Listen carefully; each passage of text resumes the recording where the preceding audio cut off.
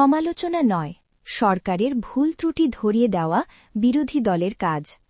সমালোচনা না করে সরকারকে সহযোগিতা করা এবং ভুল ত্রুটি ধরিয়ে দেওয়া বিরোধী দলের কাজ বলে মন্তব্য করেছেন পানি সম্পদ মন্ত্রী ও বিএনপির যুগ্ম মহাসচিব শহীদ উদ্দিন চৌধুরী অ্যানি। তিনি বলেন, বিরোধী দলকে সরকারের ভালো কাজগুলোকে অ্যাড্রেস করে সমালোচনা না করে ভুল ত্রুটি ধরিয়ে দিতে হবে।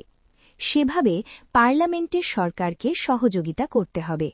সরকার 1 মাস পার করছে, সবাইকে আরও ধৈর্য ধরতে হবে। এই ধৈর্যটা যেমন সরকারি দল ধরতে হবে, তেমনি বিরোধী দলকে ধৈর্য ধরতে হবে।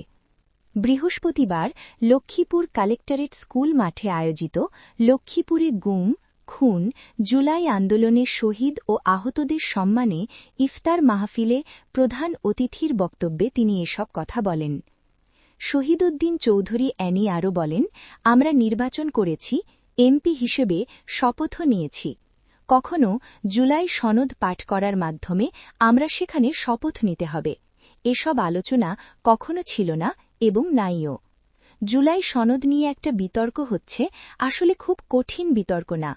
এই বিতর্কটা সংসদে প্রথম দিন ডিক্লেয়ার করা হয়েছে, পরের দিন আলোচনা করা হবে এবং পরের দিন আলোচনার মাধ্যমে অনেকটা শেষ হয়ে গিয়েছে।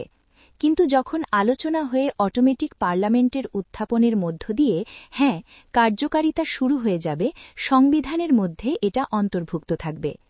মন্ত্রী আরও বলেন, বর্তমানে 180 দিনের খাল খনন কাজ চলমান রয়েছে। সারা দেশেই আমরা এই কর্মসূচি হাতে নিয়েছি। আগামী 5 বছরে 20,000 কিলোমিটার খাল খননের কাজ শেষ হবে। প্রেসিডেন্ট জিয়াউর রহমান তার জীবদ্দশায় এই কর্মসূচি হাতে নিয়েছিলেন এবং সে সময় খাল খননের সুফল পেয়েছি।